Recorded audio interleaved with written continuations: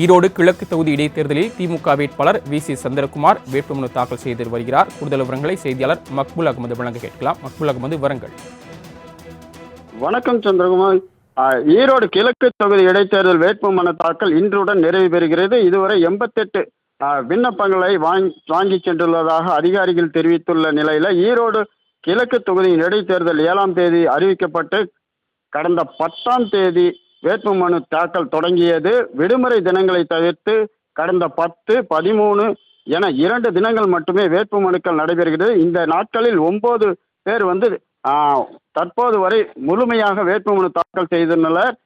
இதே நிலையில பார்த்தோம் அப்படின்னாக்கா, தற்போது பார்த்தீங்கன்னாக்கா ஈரோடு கிழக்கு தொகுதியில் போட்டியிடக்கூடிய திமுக வேட்பாளர் வி.சி. சந்திரகுமார் தேர்தல் நடத்தும் அலுவலர் மணிஷிடம் வேட்புமனு தாக்கல் செய்து வரக்கூடிய அந்த நேரடி காட்சிகளை நாம் பார்த்து கொண்டிருக்கிறோம்.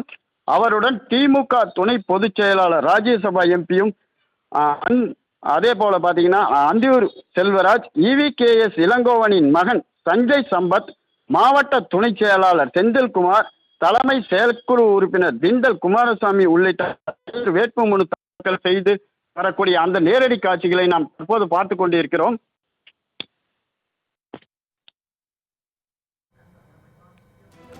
தாங்கள் வழங்கிய தகவல்களுக்கு நன்றி மக்பூல் அகமது.